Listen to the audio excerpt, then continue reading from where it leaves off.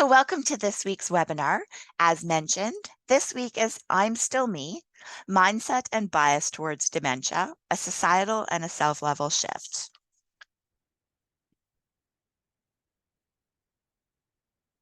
So dementia is a condition that affects millions of people around the world, and it can be difficult to understand and somewhat challenging to manage.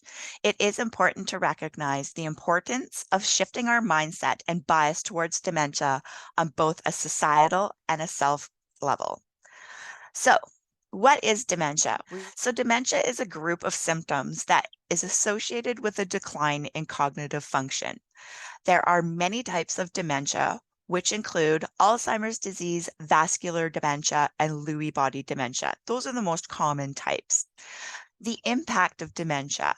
Dementia can have a significant impact on an individual's quality of life and their ability to function independently.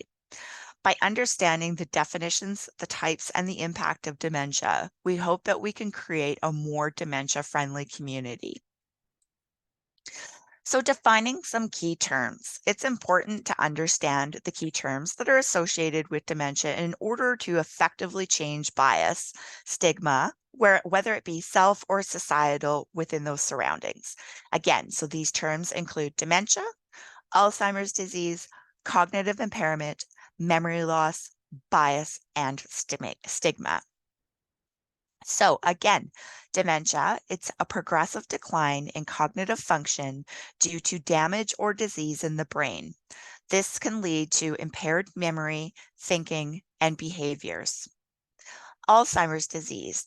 It's a disorder that also leads to memory impairment, cognitive deficits, and behavioral changes. Alzheimer's disease is the #1 leading cause of dementia. Cognitive impairment. This is a decline in mental abilities such as memory, language, problem solving, and judgment. Some cognitive impairments may be from other instances, as we've learned in the past, whether it be a vitamin deficiency.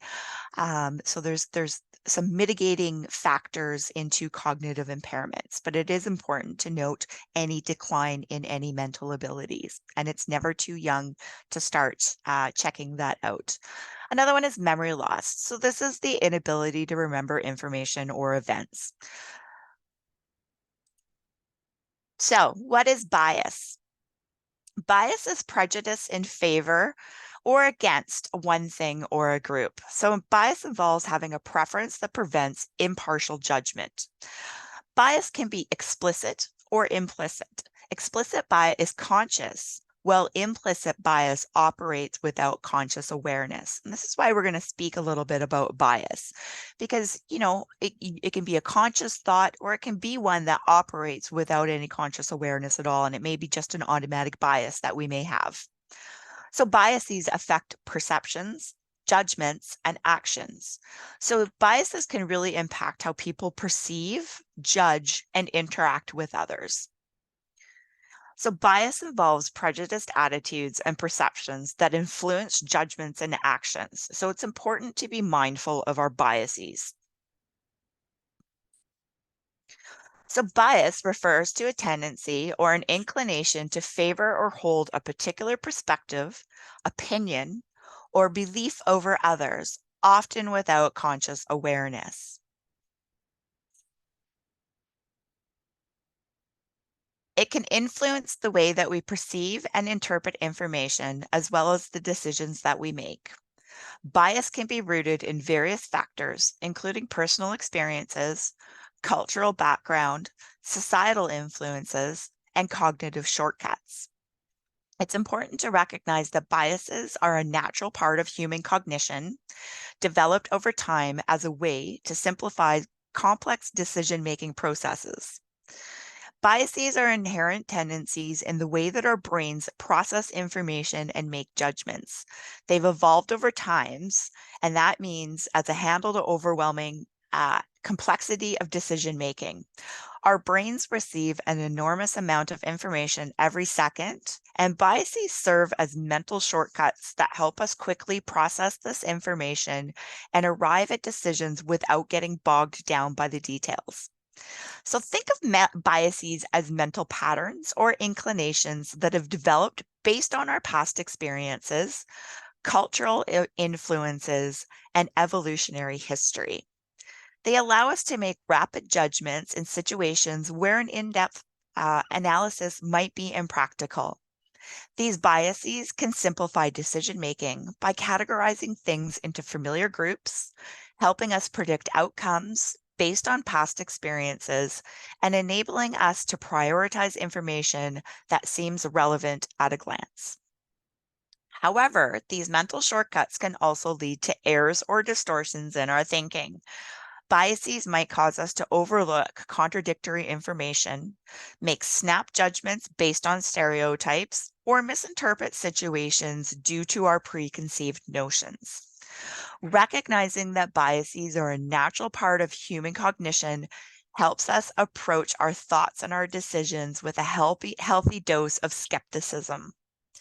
It encourages us to question our assumptions, seek out seek out additional information, and consciously engage in more rational and balanced decision-making processes. Unchecked biases can lead to unfair judgments, discrimination, and a limited understanding of the world.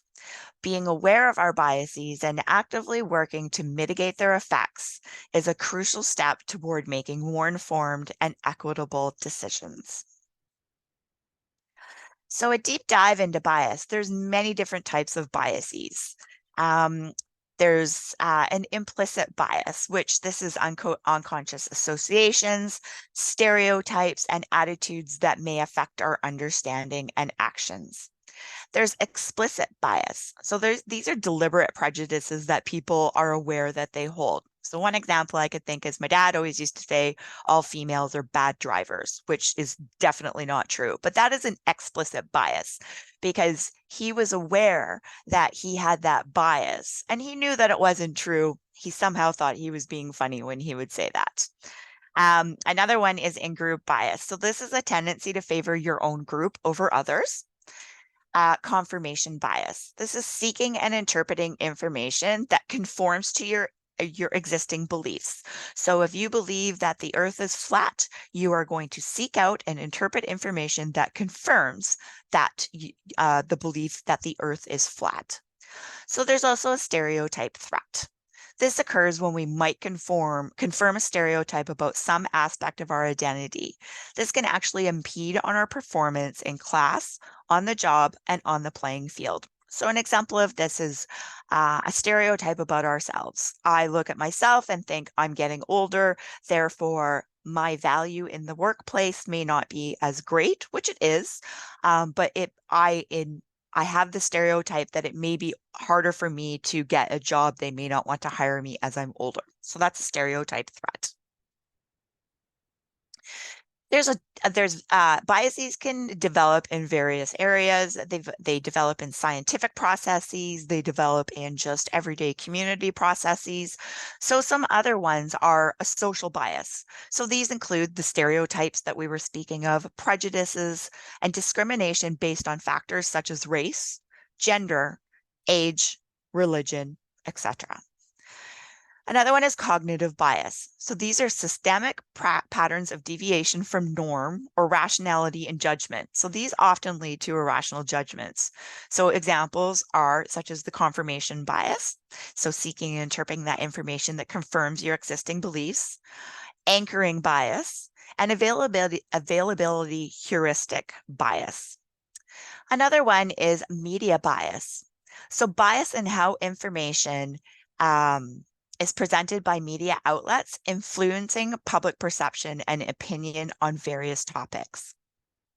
Another one is bias in research. This involves biases in the design, the conduct, the analysis, or the reporting of research, which can lead to skewed results or conclusions. There's also personal bias. So this often stems from personal experiences and perceptions that may not accurately represent reality.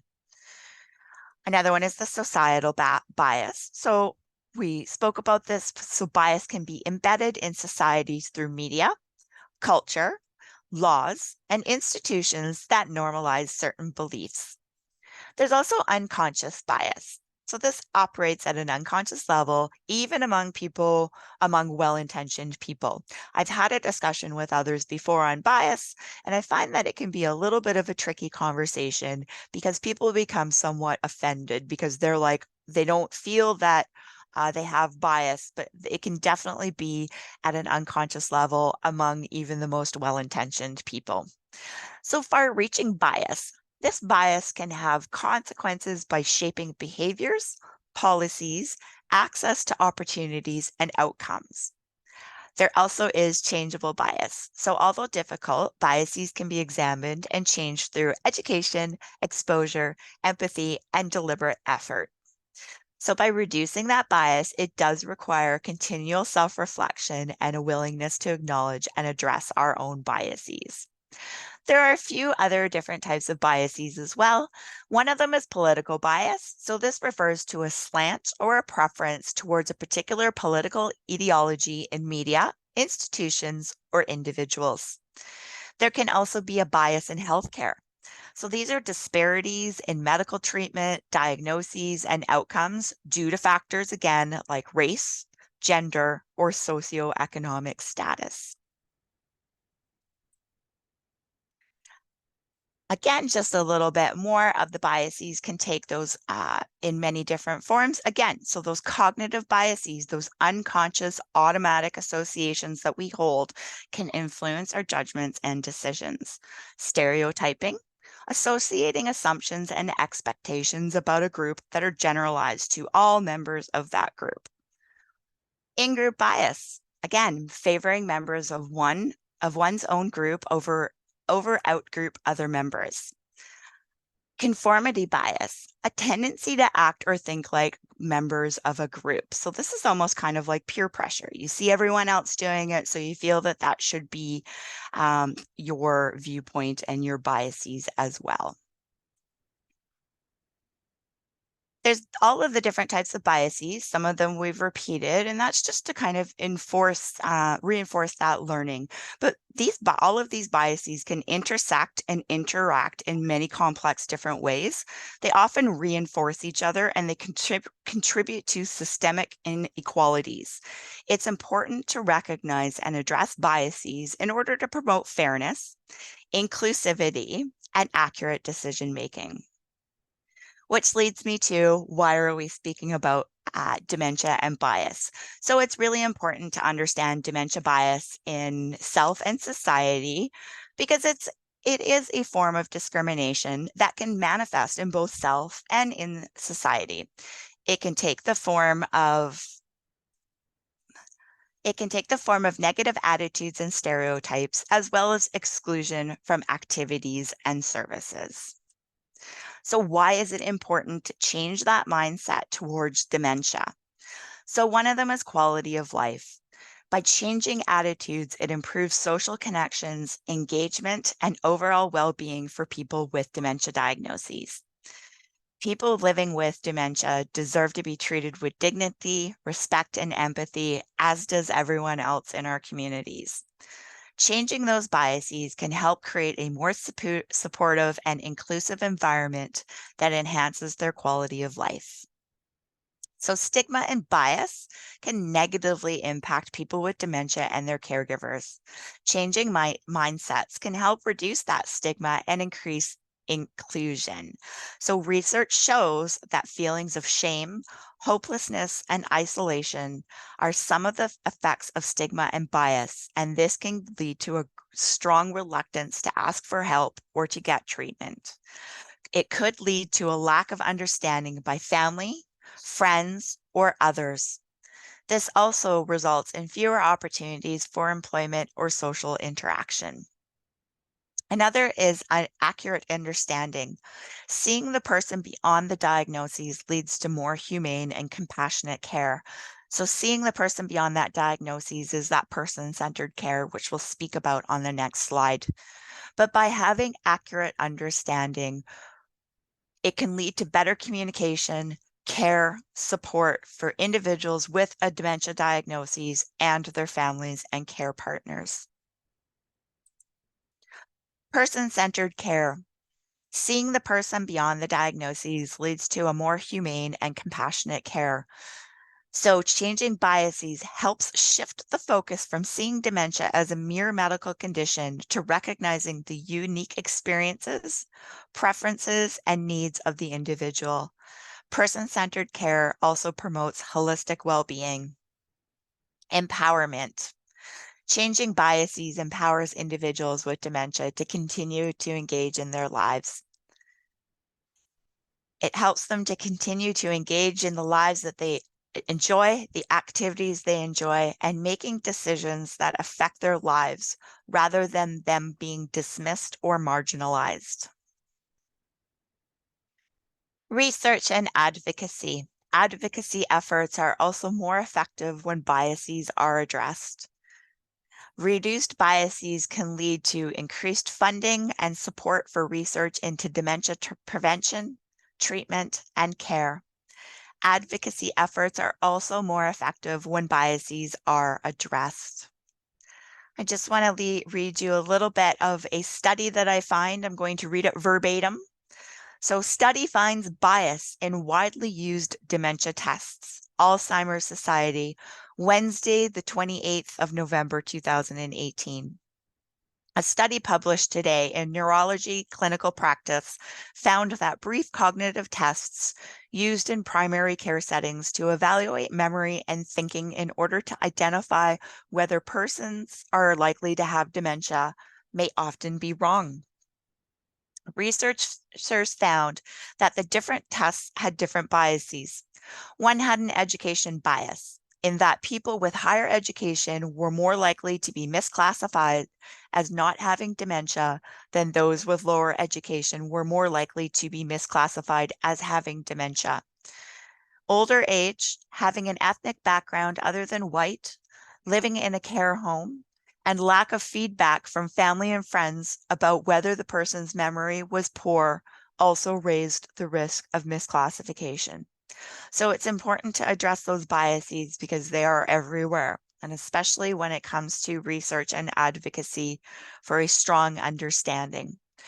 One of the ones for the education bias, that goes back to a couple of weeks ago when we were speaking about cognitive reserve, that by having a cognitive reserve and having that extra bank, can somewhat misclassify a dementia diagnosis, because you've got that extra bank reserve. Support for caregivers. So changing mindsets reduces the stigma that care partners may receive. So care partners play a vital role in the lives of those with a dementia diagnosis. Changing mindsets reduces the stigma that they may face and encourages a more empathetic and effective support systems. So they may experience stigma in that their friends may not want to hang out with them anymore because they find it maybe a little bit too challenging. If their partner is there, if they're on a repeating loop, they may be left out of other activities or events because others may assume that they're just too busy because they are a care partner. But it never hurts to always include and ask people. It's always nice to be invited. So, community and social integration is important for changing that bias towards dementia because these can help create more inclusive communities. So, this is where individuals with dementia can participate fully and maintain social connections and also create that atmosphere of safety. Legal and ethical considerations. Changing biases can influence policies and legal frameworks to ensure that the rights and autonomy of individuals with dementia are respected. So, shifting mindsets and bias at a societal and individual level can significantly improve the quality of life for people that are impacted by dementia. So, it's crucial for many, many reasons. Some of them are the following. So, one of them is empathy and compassion. By shifting our mindset and reducing bias, we can better understand the challenges that are faced by people that are living with a dementia diagnosis, as well as their families and their care partners. This helps foster empathy and compassion while allowing us to provide better support and care to those that are affected. The next one is quality of life. A negative bias and stigmatizing mindset can contribute to isolation, fear, and discrimination for people with a dementia diagnosis. By changing our mindset, we can create inclusive communities, environments that promote not only dignity, respect, but a higher quality of life for individuals with dementia. This is something that we should be striving for everyone in our community, not just those with a dementia diagnosis. It can also, overcoming bias allows us to challenge stereotypes and misconceptions, leading to enhanced care and support. It allows care partners to provide person-centered care tailored to individuals' needs, skills, and preferences. Also, any strengths. Empathy is the cornerstone to change. It is the ability to understand and share the feelings of another. So it's not feeling sorry for someone. It's the ability to understand what someone's going through and being able to empathize with them to get a stronger perspective. It's that whole walk a mile in someone else's shoes scenario. It's also important because for research and innovation, changing biases and seeking new mindsets can break down barriers that hinder research and innovation in dementia care. By encouraging a more comprehensive understanding of dementia, we can invest in new treatments, technologies, and support systems, ultimately advancing progress in this field. In a research article titled The Relation Between Education and Dementia, The Role of Test Bias Revisited by B. Schmand, J. Lindenboom, C. Hoyer, and C. Jonker, I quote verbatim the abstract, and it states, several authors have suggested that dementia screening tests may be biased against low levels of education, whereas others find that a low level of education is a genuine risk factor for dementia. The present paper attempts to reconcile these conflicting views by examining item bias and test bias indices of the mini mental state examination, MMSE. Psychometric calculations and receiver operating characteristics, known as ROC, analyses of sensitivity and specificity as performed by earlier studies were replicated and extended from the database of the Amsterdam Study of the Elderly. This is a population survey on cognitive decline and dementia. So the age range was 65 to 84 years old. Subjects with a low level of education, so primary school education, were compared with better educated subjects, at least some with some secondary education, so some high school education. Cases were matched by age and sex. The results indicate that the MMSE is not educationally biased as far as item characteristics, reliability, and construct validity are concerned. Yet its predictive validity as a screening test for dementia is educationally biased. This bias will effectively be eliminated with a 2-point higher cutoff score for the subjects whose education extends beyond primary school.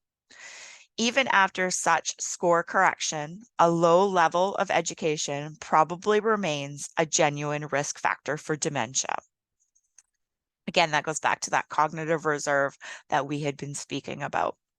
But it's interesting studies that they've noted that there is bias in the research and the tests that we administer, but it's that being mindful and having that mindset and acknowledging that there could be a bias there.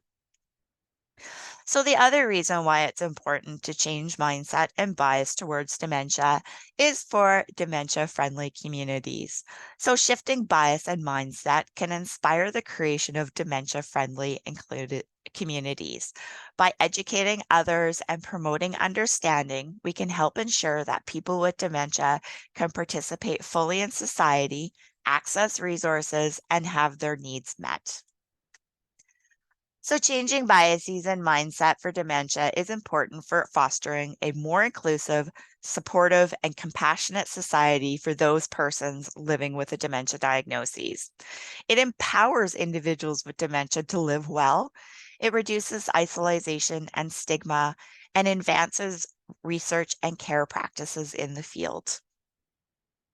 Changing bias and mindset towards dementia is essential towards promoting understanding, compassion, and equity for individuals that may be living with this condition, as well as fostering supportive communities and improved healthcare systems. So, looking at research, effects of dementia stigma. So, research shows that social isolation is a large one.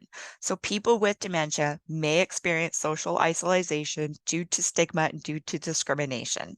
And this may be an unconscious isolation from others, from friends, where they don't even realize that they're doing it. But they may think, oh, we can't invite Kim because she has a dementia diagnosis, and I perceive that it may be too much for her.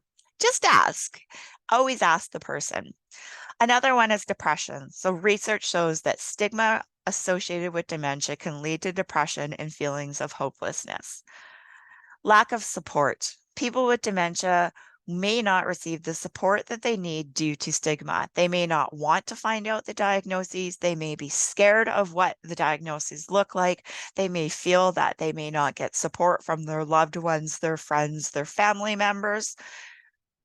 It can really lead to a very strong perceived lack of support.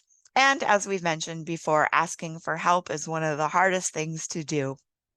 And when you receive a diagnosis, you don't want to have that burden on others, therefore leading to a very strong lack of support. Reduced quality of life. Research has shown that stigma associated with dementia can lead to a reduced quality of life for those affected. This contributes to the lack of support, the lack of socialization, lack of emotional balance, and it really, really can affect quality of life very, very strongly.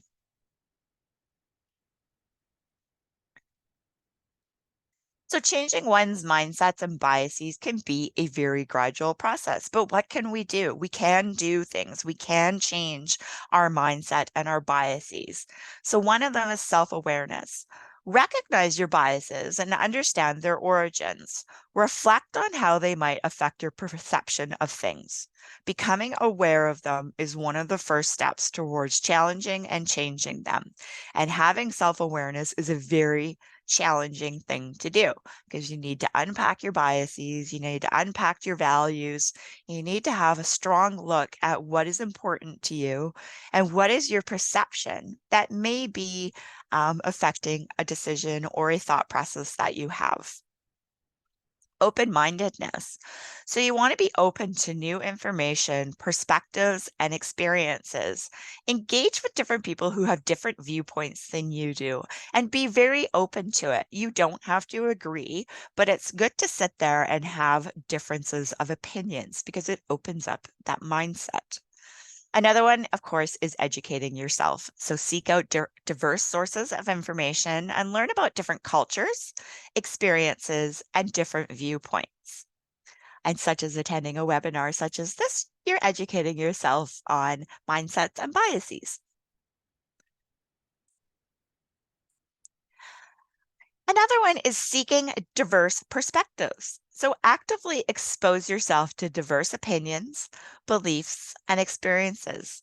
So engage in conversations with people who hold completely different views from your own. Read books, articles, podcasts, webinars, anything from various perspectives, or watch documentaries that offer different narratives. There's a lot of good resources out there. There's some good TED Talks there. And actually, I have a brief TED Talk to share with you guys, or no, not a TED Talk, but a brief little video at the end of this about a little bit understanding biases. So if you want, and by seeking these diverse perspectives, it offers a different narrative, and this can help broaden your understanding of the world and challenge those preconceived notions that you may be unconsciously holding on to. Another one is question assumptions. You want to challenge your own beliefs and assumptions. Ask yourself, why do you hold certain beliefs and whether they're based on evidence or preconceived notions, right? So, like my assumptions, I assume that all spiders are incredibly scary and dangerous, but that's not the truth. That's just my own belief and my assumption because I am not a spider friend. And again, going back to empathy.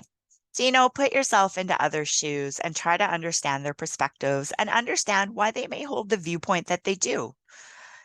Ask open ended questions, actively listen, and genuinely seek to understand their perspective. This can foster empathy and help mitigate biases. And this can help you yourself develop a more compassionate outlook. But these are also good in working with individuals. If you notice that they may have a skewed mindset or biases, that you know that you can help them maybe gradually go towards and change. Ask those open ended questions, actively listen, and understand how they came to the perspective that they're at. Sometimes it's surprising and it's not at all what you think that it may be. All right, we got some more. Practice critical thinking. So, you want to develop your critical thinking skills by questioning your own beliefs and your biases, as well as the sources of information that you rely on. Challenge your own assumptions and engage in logical reasoning and evidence based assessments of different viewpoints. Analyze information critically and consider alternative explanations. Don't rely solely on emotional reactions, and this can be challenging. Mindfulness. So, if you cultivate mindfulness practices such as meditation to bring awareness to your thought patterns and biases, regularly take time to reflect on your own biases, thoughts, reactions, and consider alternative perspectives. Practice mindfulness to become more aware of your thoughts and your reactions. It can sometimes eliminate that automatic knee jerk reaction. Thi- by practicing mindfulness, it can help you catch and address biased thinking. Now, again, everything is gradual and it's a process and it takes a long time. I've been working on a mindfulness practice for well over 15 years and I'm still not there. Sometimes my hamster is running very strongly on the wheel, but I do definitely keep practicing it. And that's exactly what it is. It's a practice. Positive reinforcement. Reward yourself for recognizing and changing biased thoughts. Celebrate your progress. Doesn't matter how small it is. Seek feedback. Ask friends, family, mentors, community members, people at the coffee shop to provide constructive feedback on your biases and mindset. They might offer valuable insights and they may be able to provide information for that unconscious bias that you hold that you don't even realize that you're holding. Another one is reduce information overload. By looking at this picture, I feel like this every day. I have Post-its everywhere reminding me of things, and sometimes it can be a lot to process, and the information is just coming at you, and it can seem somewhat overwhelming. And in today's digital age, overload of information can totally reinforce bias. So be mindful of the sources of information you consume and vary your sources to avoid echo chambers. So fact check when necessary and aim for balanced and objective understanding of various issues. Just because it's on the internet does not make it valid. It does not make it evidence-based, research-based, or anything like that. So you want to make sure that where you're getting your sources from are strong and accurate. So you make sure you want to do your fact checking. There's so many really good scams out there, so many websites that look like they're useful. Like Wikipedia is not a good source for research. And again, if anybody is ever looking for any research on any of the topics that we discuss, please send us an email or let us know in the chat and we can send you some of the journal articles and the research that we used to create these webinars. All right. So the one thing to remember is that changing one's mindset and biases takes time and it also takes effort. So just like anything else, when you're trying to learn something or you're trying to change something, it takes time and it takes effort, and it works best when we use those small incremental steps to achieve it. So again, remember, it takes time and it takes effort. So it can be challenging, but it is a worthwhile endeavor as it's a continuous process of growth and self-improvement. Changing one's mindset and overcoming biases is an ongoing process. It won't happen overnight, but with persistence, you can grow and evolve towards a more open and unbiased perspective. But again, it takes work. I keep slipping back but because I'm mindful and I'm aware of it, I can pull myself back. I'm like, oh, yes, remind myself. And you can get frustrated at times because you're like, dang it. But it takes time, just like anything else.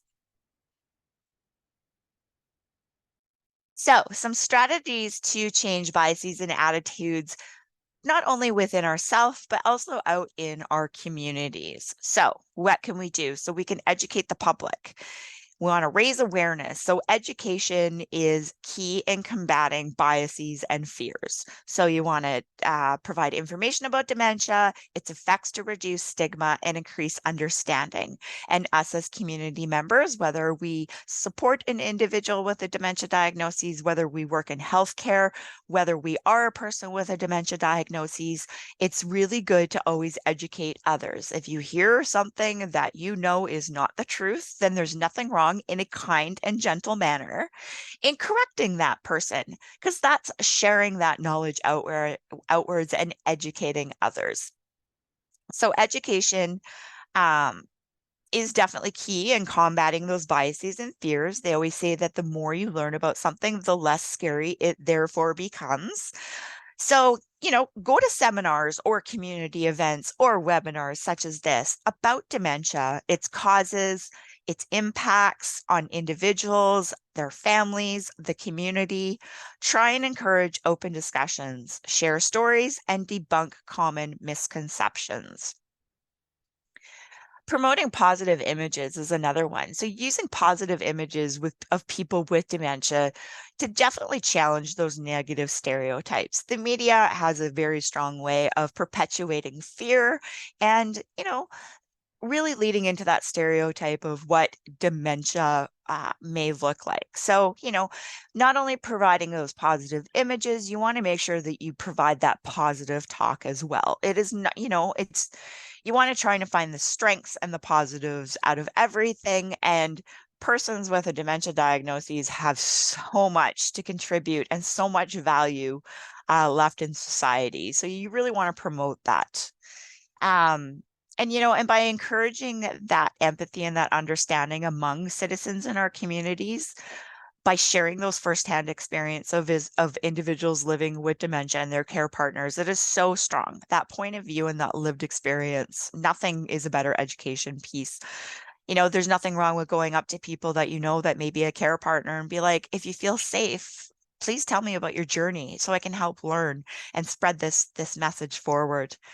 You know, um, Sharing firsthand experiences and getting those firsthand experiences can be done through so many ways, through storytelling, documentaries, or personal testimonies. On this project, the I'm Still Me project, we have a project advisory committee that is full of members from our community, a lot of individuals living with a dementia diagnosis, and their stories and their personal testimonies are so strong. And we are posting those on our website if you're interested in reading those. But by spotlighting people's challenges and their triumphs, we can help bridge that gap in understanding and hopefully foster that empathy and that compassion towards not only individuals with a dementia diagnosis, their care partners, but everybody within our society. Another one you want to do is you want to really encourage self-advocacy. By supporting people with dementia, by asking them to, really speak out and share their stories. But again, it's that safe space, creating that safe space for someone so that they feel that they're not going to be judged or stigmatized, and that you're going to hold space for them and that you're not going to judge them. And it takes a while because as soon as anyone feels any sort of self-stigma, there's also that layer that they need to get through as well. But we do really believe that by implementing these evidence-based strategies that we can work together to challenge dementia stigma and create a more inclusive community. So we were talking about some of the strategies. So we went over the raising awareness. So, again, education is key, organizing talks, seminars, community events, attending community events, webinars, such as you're doing now, which is fantastic. And then that promoting of the empathy and understanding. Again, this can promote really bridge that gap in understanding and fostering that compassion. Another one is supporting research and innovation. Fundraising is one of those. It's a lot of the times things come down to the dollar, but fundraising can be for dementia-related causes, contributions that can help further our understanding of not only the disease, but also improving dementia care for those with a dementia diagnosis and developing potential treatments and or interventions. There's been some recently in the news, there's been some new treatments, some new interventions. There's one where you can do a simple prick on the end of your finger for a blood test to find out if you carry the gene for Alzheimer's disease. Now, it's one of those things, would you want to know, or is it something that you would not want to know? You know, by supporting clinical trials and volunteering for research studies can also play a pivotal role in supporting research and innovation. So if you or someone you know has a dementia diagnosis, do consider being involved in these research studies. As I mentioned, our project advisory committee is developed by persons living with dementia diagnoses, and they are involved in so many different research studies. And it's amazing because not only does it give them purpose, but they are really leading the way on giving us that person-centered mindset that, really, really can help support that research and innovation because it's coming from those people, from the spoken word of themselves.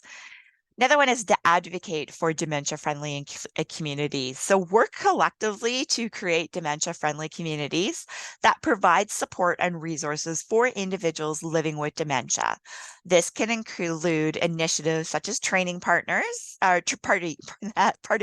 training programs for care partners, educating businesses on dementia-friendly practices, and creating safe, inclusive spaces for social engagement. This is for individuals curious about dementia, individuals with a dementia diagnosis, individuals supporting another with an individual with dementia.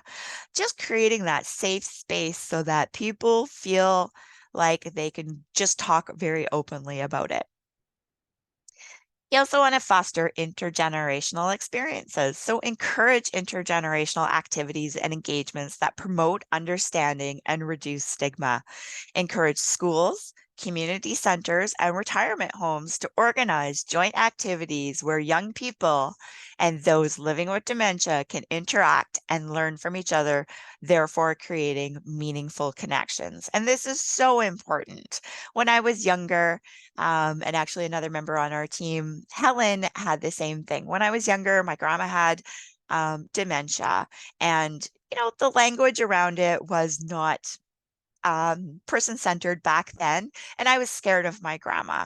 So, I didn't have that intergenerational ability to be able to learn from grandma and really understand what was going on. I just got grandma senile and she has behaviors. So then every time I saw my grandma, I was scared. And I look at that now as a really strong missed opportunity. That, I loved my grandma with all my heart, but I just didn't understand. The term senile and behaviors, and she may lash out at me. It scared me and I didn't understand. So, as young as you can get those experiences going so that it's normalization. It's normal that, oh, grandma's got a little bit of memory loss, but there's nothing scary about it in any way, shape, or form. Another one is using positive language. So again, using that person-centered positive language. So language really plays a significant role in shaping attitudes towards dementia. Promote the use of respectful and inclusive language that recognizes persons first rather than defining them solely by their condition. Avoid stigmatizing or demeaning terms and encourage others to do the same. I know that there's always a lot of jokes that come around like, oh, why would we invite someone with dementia to the event? They're just going to forget about it anyways. Ha ha ha ha ha. But it's those things that really contribute to the stigma and the bias that we feel in society. I'm all for laughing. I'm all for a good joke, but we need to learn to do it in a way that it's not at the cost of others. So, building a community of inclusion, what does that look like? So, number one is understand the needs of someone with dementia. So, learn about the challenges faced by someone with dementia and how to best support them. Now, this can be a challenge because, as we've mentioned before, dementia is individualistic and it manifests differently in every single person, as every single person is unique and has their own personality. It's the getting to know that individual that's at the core, and really kind of understanding their needs. So my flip on that is I always look at the strengths and the potentials of an individual as opposed to what is maybe not right with an individual. So, take some time and have a conversation with somebody with dementia. Depending on where they're at in their diagnoses, you'd be surprised at the really rich conversations that you can have. Another one is connecting with local resources. So you want to find local organizations and support groups that can provide assistance and advice. So us here at Brella Community Services, we're one that can help you guide through your journey. We have day programs and we have community services that work with individuals on many different realms. Another one is creating a support network. You want to reach out to family, friends, and neighbors to create a community of help for the person with dementia and also that care partner. It is hard to create that support network because a lot of us want to try and do it on our own. Asking for help is one of the hardest things that is known to man. And some people feel that by having to reach out beyond themselves, that they are failing or that they are not, they don't have a good control on everything. And that is not the case. Everyone needs a support network. Everyone needs a village around them.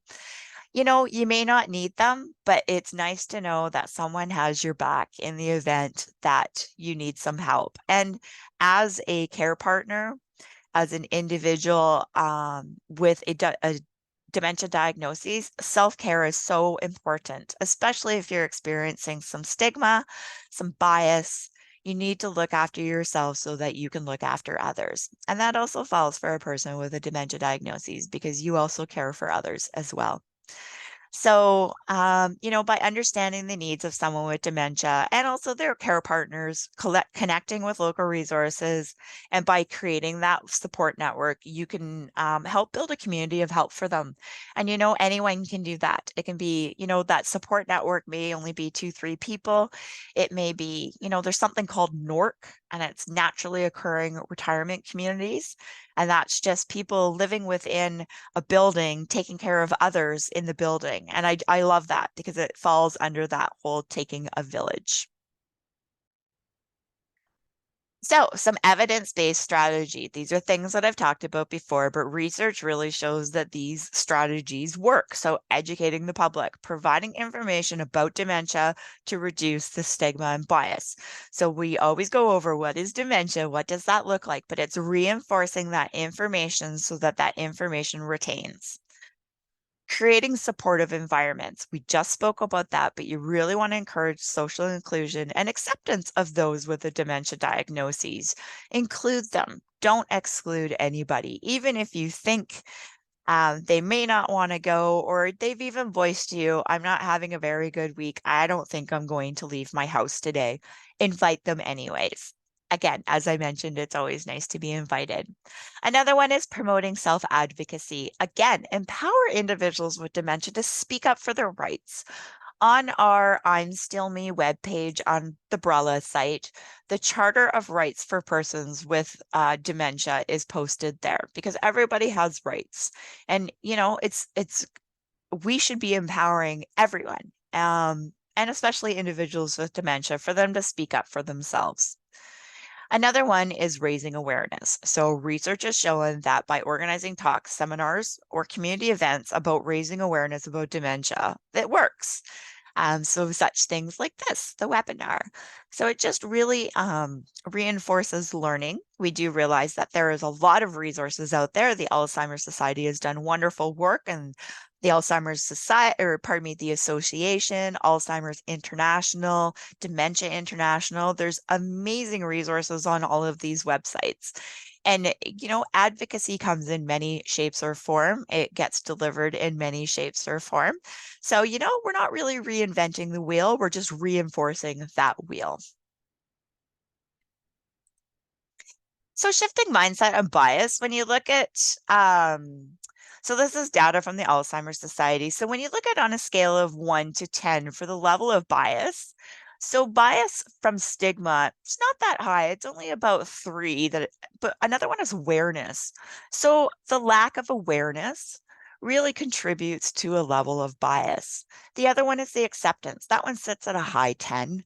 So, if you can shift that societal and self-bias towards dementia, it really shifts that acceptance. So the acceptance is the highest one that we have bias in, and that's a hard one to change. All right, so the importance of raising awareness. So again, it's really important to understand the impact of dementia on individuals and society, because dementia affects individuals and their families and the community as a whole. So it's important to understand the impact of dementia on all levels. You want to recognize the importance of having a positive mindset. I realize I'm saying this stuff over and over, but I'm trying to really reinforce having that positive mindset. It can really help individuals with dementia and their families cope with the challenges that they face. I do realize that this is easier said than done. That learned optimism, it's a conscious choice, and sometimes it's really challenging to achieve, especially when you've got a lot on your plate. I do realize, and I'm not trying to be flippant by saying, have that positive mindset. But again, it's that mindset and that mindfulness that when you're kind of going somewhere a little bit not so positive, that eventually you can bring yourself back. But it's okay to allow yourself to have feelings, and acknowledge those feelings. But it's being not dwell in those feelings and not sit there for too long. And again, reduce that bias and stigma. So it's important to reduce bias and stigma that's associated with dementia in order to create a more inclusive society. So then that way, individuals with the dementia diagnoses and their care partners are welcome in everything that we do, whether it be large group events, small group events, going out for dinner, lunch, breakfast, enjoying a walk in the park, down the street, whatever.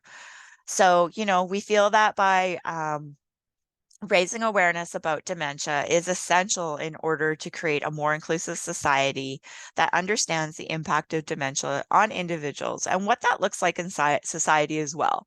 Recognize the importance of a positive mindset and therefore reducing bias and stigma. So, if you can change your mindset, you can change your world.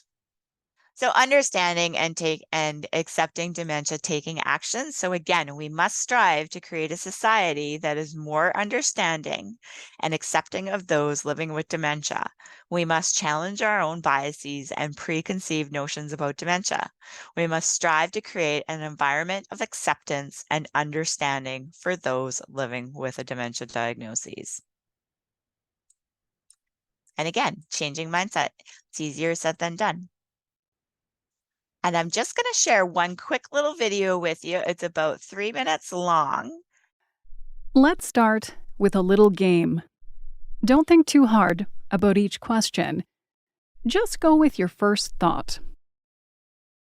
Who do you think is the doctor? Which two people are married? Who is learning English? Who is an athlete? Who is good with computers? Who will order lunch for the team meeting and tidy up afterward? If your first thought was that this is the doctor, you would be like most people. Many people have an image of a middle-aged man in their mind when they think of a doctor. This is because our brains are really good at finding patterns in your life experience and in the movies or TV shows you've watched. You might have mostly seen middle-aged male people as doctors. So, your brain sees a pattern and assumes the middle-aged man is the doctor. It's like a shortcut for the brain to quickly sort a lot of information into categories. It is completely normal, and everyone does it. It is called unconscious bias. This means that we make assumptions about people without even knowing it. But what does it mean for the person in our example who was actually the doctor? Because she doesn't fit neatly into the categories created in our brains, she might experience discrimination.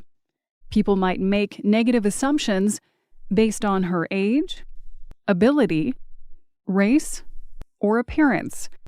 It probably affects how she's treated by her coworkers and patients, whether she gets promotions, and even how she thinks about herself.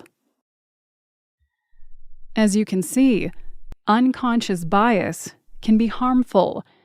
With a little bit of work, everyone can start to recognize their own unconscious biases before they negatively affect others.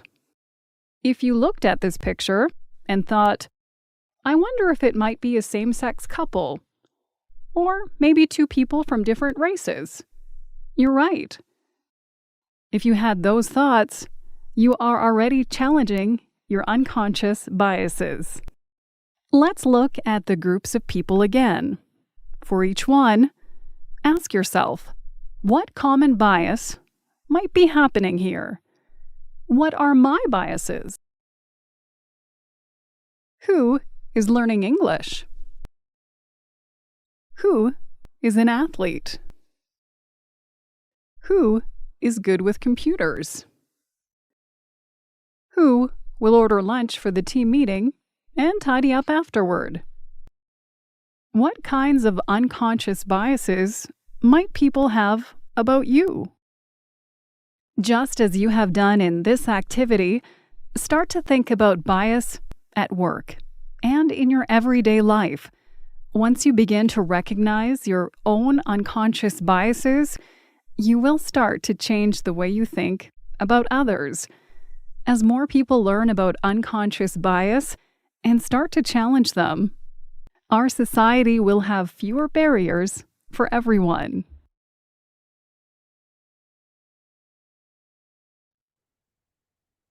I like that short clip. I think it somewhat summarizes up distinctly about unconscious bias, and that we may hold some that we don't even realize that we do. So just to wrap it up, again, changing mindsets can change the world, and change takes time, and small actions can make a very big difference. So by collectively changing biases, spreading awareness, fostering empathy, and supporting individuals that may have a dementia diagnosis and their care partners, I really believe that we can promote a more hopeful and inclusive society. So on that note, we bid you farewell. Thank you so much for taking your time out of your day today to join us. Take care, everyone. Bye-bye.